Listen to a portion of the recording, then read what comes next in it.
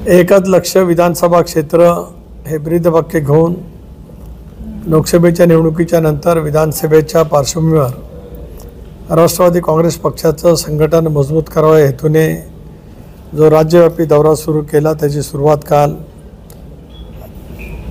अहिल्यानगर म्हणजे आपल्या नगर जिल्ह्यातून त्या ठिकाणी झाली। त्यामुळे दक्षिण नगर जिल्ह्याचा आढावा, नगर विधानसभा मतदारसंघाचा आढावा आणि त्याचबरोबर ती श्रीरामपूरला काल गेलो असताना त्याही मतदारसंघाचा आढावा।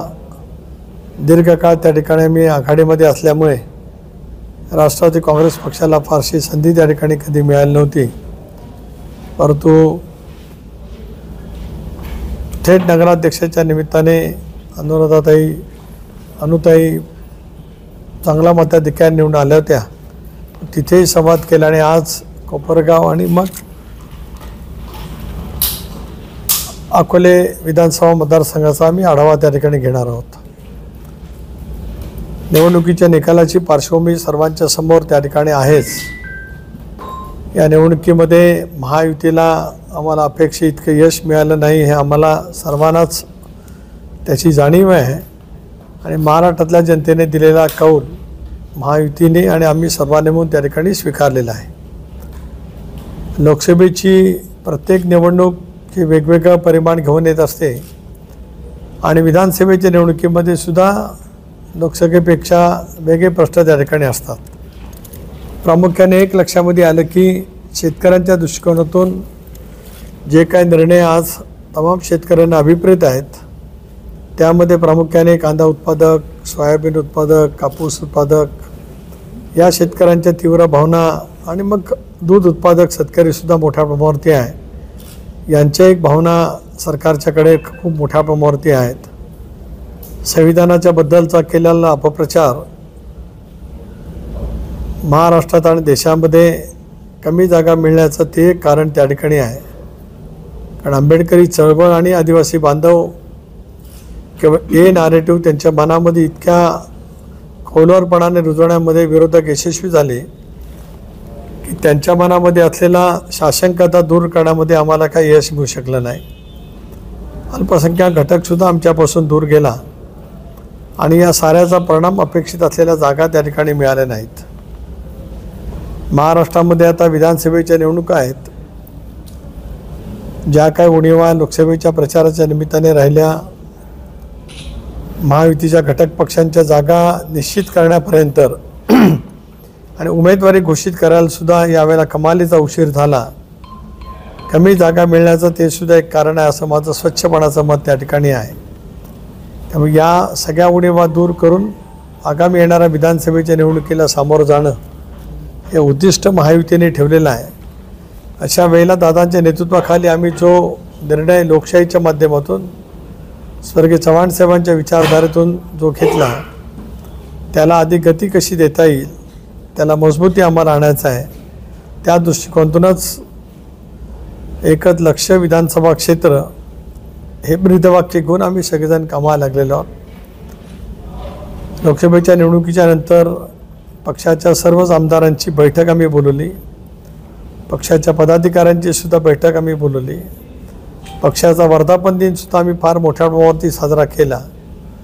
त्यामुळे लोकसभेच्या निवडणुकीमध्ये जरी आम्हाला राष्ट्रवादी काँग्रेस पक्षाला एका जागांच्या वरती यश मिळवण्यामध्ये आम्ही यशस्वी झालो तरी कार्यकर्त्यांच्या मनामध्ये नैराश्य न येता पूर्ण आत्मविश्वासाने कार्यकर्ता परत दादांच्या नेतृत्वाखाली आगामी येणाऱ्या विधानसभेच्या निवडणुकीला सज्ज होण्याच्या मानसिकतेमध्ये आज तो त्या ठिकाणी निश्चितपणाने आहे।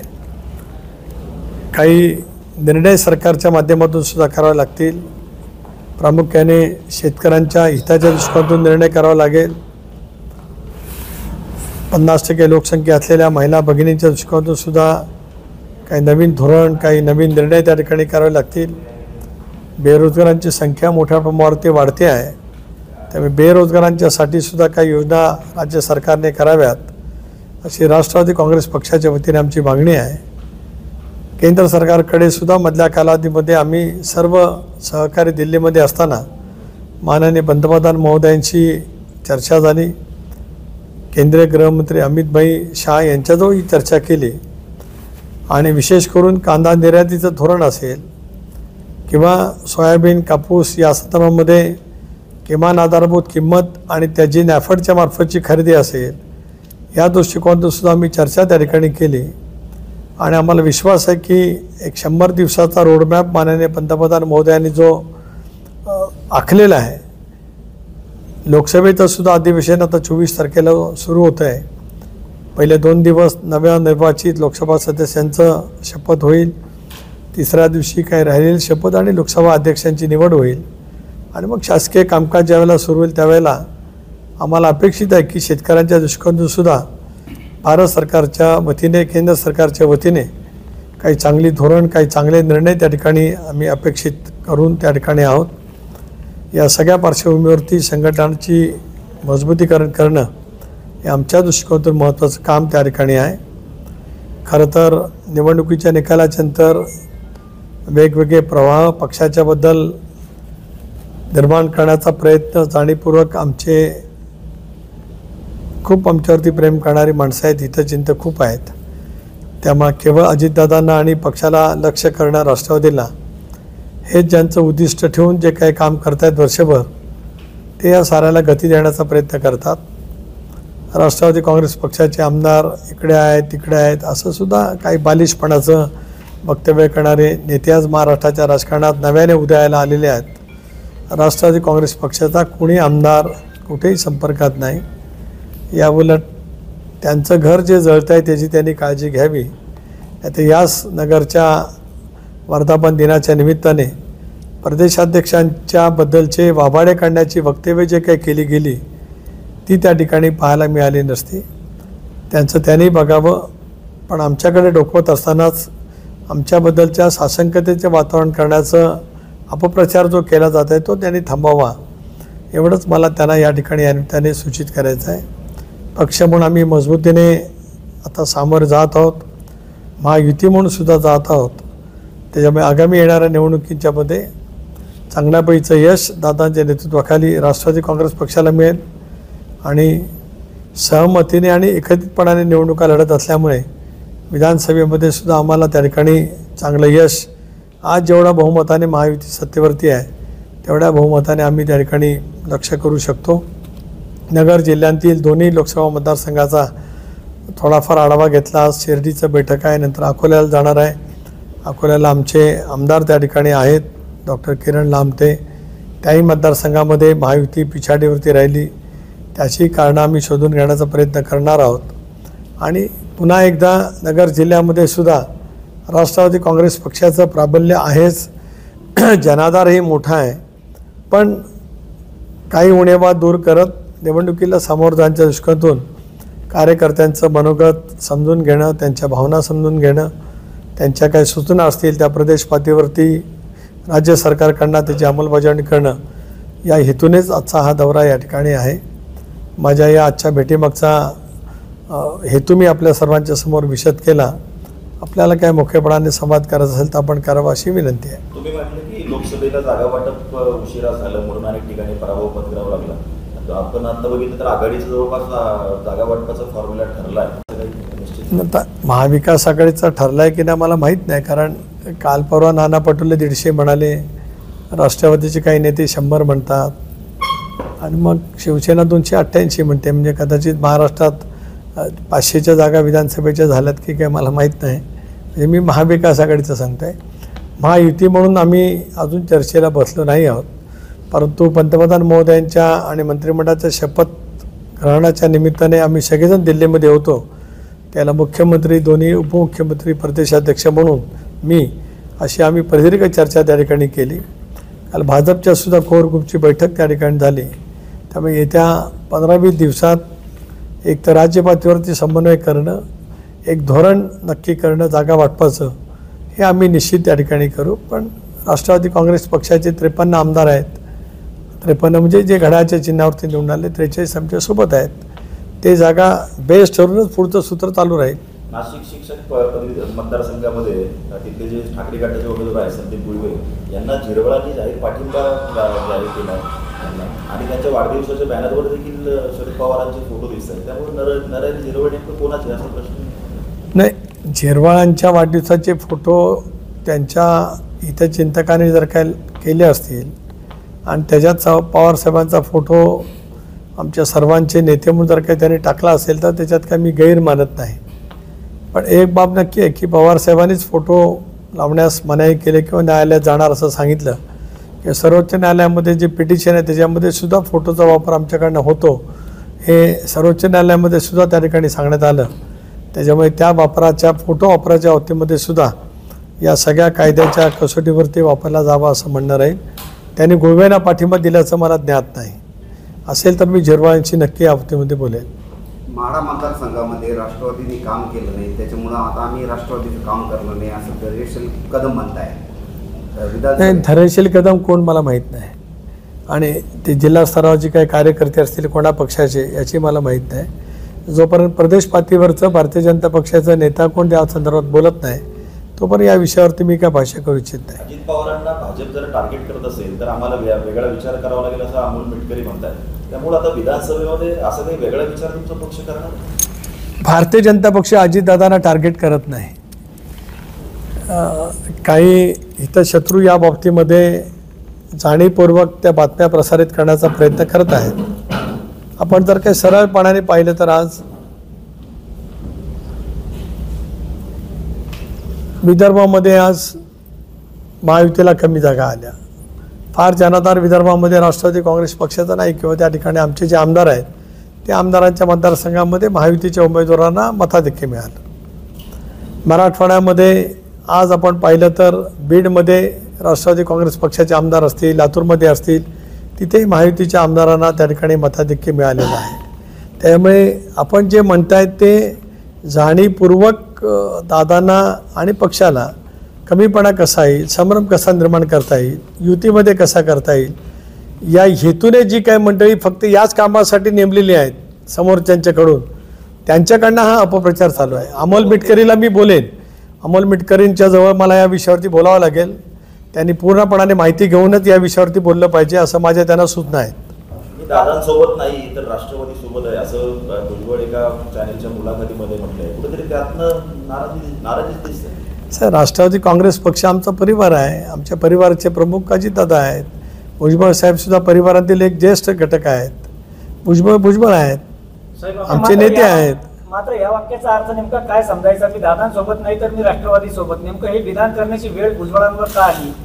नाही, असं आहे, त्यांच्या विधानाच्या अलीकडचा पलीकडचा नेमका काय भाग आहे हा जोपर्यंत तुम्ही पाहत नाही तोपर्यंत आपण म्हणताय तसं तर्क धरून त्या विश्लेषणापर्यंत पोहोचू शकत नाही. नाही, मला दाखवा ना ते वाक्य. म्हणजे मग अलीकडचं पलीकडचं काय, कारण नेमकं काय वेळेला काय होतं, नेमकं एखादं वाक्य असतं त्याचा संदर्भ वेगळा असतो. दादांच्या नेतृत्वाखाली काम करतात हे त्यांनी वारंवार स्पष्ट केले. कारण दादा राष्ट्रीय अध्यक्ष आहेत.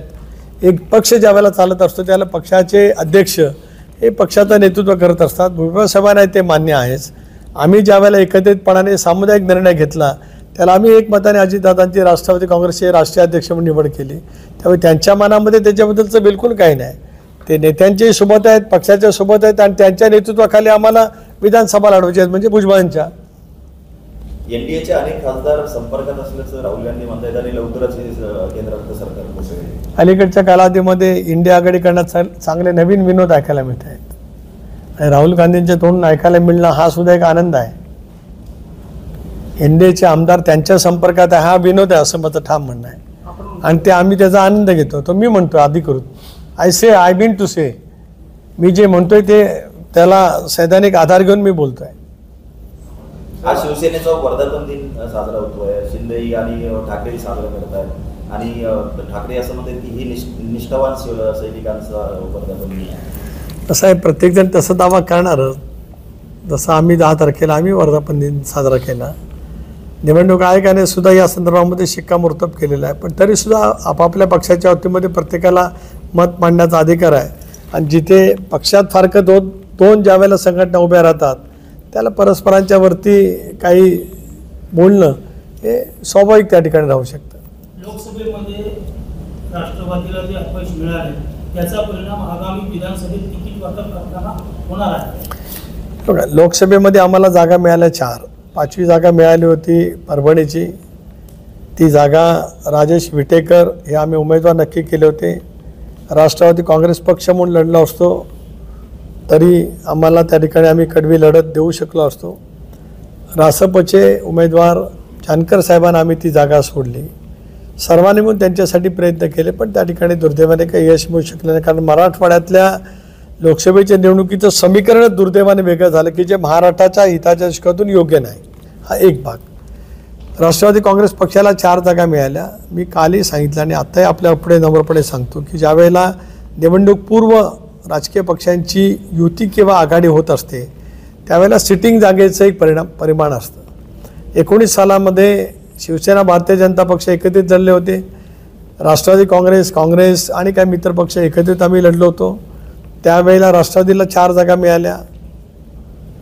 काँग्रेसची 1 जागा निवडून आली धानोरकरांची चंद्रपूरमधली आणि MIMचे इथून निवडून आले संभाजीनगरमधून. बाकी जागा सगळ्या भारतीय जनता पक्ष आणि शिवसेनेला त्या ठिकाणी मिळाल्या. भारतीय जनता पक्ष इंटॅक्ट राहिला. शिवसेनेमध्ये 2 भाग झाले. त्या शिवसेनेचे 2 भागांतील 13 खासदार हे मुख्य प्रवाहात म्हणजे एकनाथ शिंदे साहेबांच्या सोबत आले. स्वाभाविकपणाने सिटिंगच्या क्रायटेरिया त्यांची संख्या तेवढी होतीच.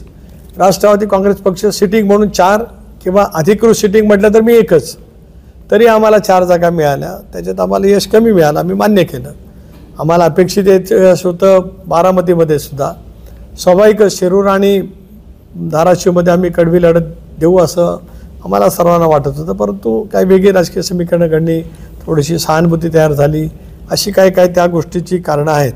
पण त्याच्यामुळे काही विधानसभेच्या निवडणुकीच्या आम्हाला मिळणाऱ्या जागांच्यावरती काय परिणाम होईल असं मला बिलकुल वाटत नाही. महाविकास आघाडीला मागच्या वेळेपेक्षा अत्यंत जागा मिळाल्या. जे भाजपसोबत आपण राष्ट्रवादी आणि शिवसेना गेली ही मतदारांच्या प्रश्नी पडलं असं वाटत नाही आपल्याला? नाही, हे बिलकुल असं मला वाटत नाही. कारण देशात आणि राज्यामध्ये ज्या काही गोष्टी विरोधकांच्याकडनं निवडणुकीच्या पार्श्वभूमीवरती एक नॅरेटिव्ह सेट करायचा असतो तो त्यांनी अतिशय उत्तम पद्धतीने केला आणि लोकांच्या मनावरती त्याच्यावरती कसा खोलवर परिणाम होईल याचा प्रभावीपणाचा वापर सोशल मीडियाच्या माध्यमातून करण्यामध्ये विरोधक देशात आणि राज्यामध्ये निश्चितपणाने यशस्वी झाले. त्याचा परिणाम महाराष्ट्रामध्ये सुद्धा मोठ्या प्रमाणावरती झाला. शेतकऱ्यांचा राग होता तोही परिणाम झाला आणि 2 पक्ष निर्माण झाले त्याची एक सहानुभूती नक्कीच होती, पण ती काय रागाची होती अशातली काय भाग नाही, एक सहानुभूती होती. त्याचाही काही परिणाम त्याच्यातले झाले. असे 5-6 कारणं आहेत, त्याच्यातील ते एक कारण आहे. एकाच कारणामुळे घडलं असं मी मानत नाही. तसं असतं तर माझ्याकडे सुद्धा तसा निकाल लागायला पाहिजे होता. आणि तिथेही दोन्ही बाजूला सहानुभूती होती माझ्या लोकसभा मतदारसंघामध्ये, पण तसं झालेलं नाही. त्यामुळे काही ठिकाणी ते झालेलं आहे. अनेक जे काही कारणं आहेत की ज्याच्यातून आम्हाला अपेक्षित असलेल्या जागा मिळाल्या नाहीत त्याच्यातलं ते एक कारण आहे. मराठा ओबीसी आरक्षणाचा मुद्दा सध्या गाजतोय आणि जातनिहाय जनगणना करावी असं पत्र वडेट्टीवारांनी मुख्यमंत्र्यांना दिलं. भुजबळांनी देखील ही मागणी केली होती. तुम्हाला असं वाटतं की भुजबळांनी ही मागणी अगोदरच केलेली आहे की कास्ट वाईज सेन्सेस म्हणजे जातनिहाय जनगणना ही केली जावी.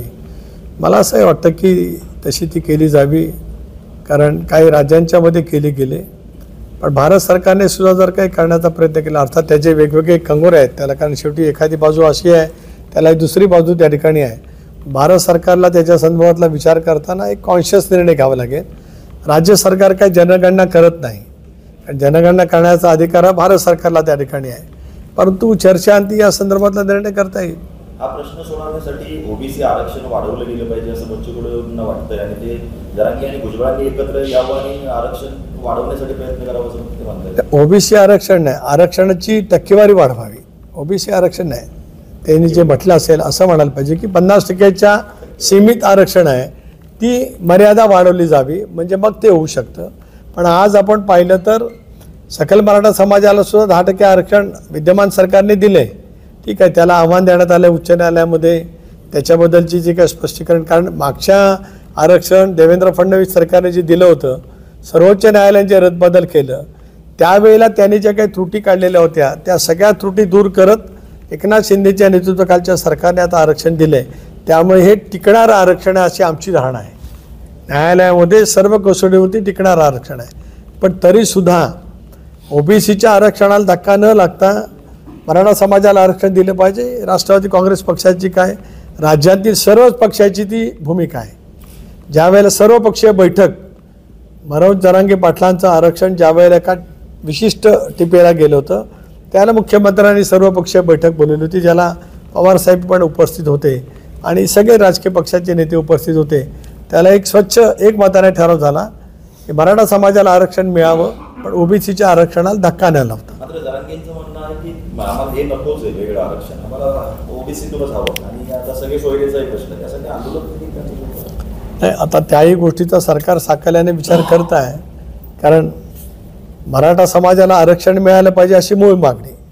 सकल मराठा समाजाने लाखोंच्या संख्येने जे मोर्चे काढले, जे स्वातंत्र्याच्या नंतरच्या इतिहासात शांततेने सर्वात मोठे निघालेले शांततेचे मोर्चे म्हणजे सकल मराठा समाजाचे मोर्चा, त्यावेळेला मागणी होती की त्यांना आरक्षण मिळालं पाहिजे. आता अलीकडच्या कालावधीमध्ये ओबीसीतनं आरक्षण मिळालं पाहिजे असं पहिली सुरुवात जरांगे पाटलांनी जे सुरू केलं त्याच्यात, मग नंतर मग ओबीसीतलं जे निजामाच्या कालावधीमध्ये ज्यांच्या कुणबीमध्ये नोंदणी आहेत त्याच्याबद्दलची सुरुवात झाली आणि मग ते सरसकट दिलं गेलं पाहिजे, सगळे स्वरांनी दिलं गेलं पाहिजे असे वेगवेगळे मग आणखीन त्याच्यामध्ये नवीन मागणी त्या ठिकाणी आली. पण मूळ गाभा त्याच्यातला आहे की मराठा समाजाला आरक्षण दिलं पाहिजे, त्याच्याशी आम्ही सहमत आहोत. पण ओबीसीच्या आरक्षणाला धक्का नाही लागता.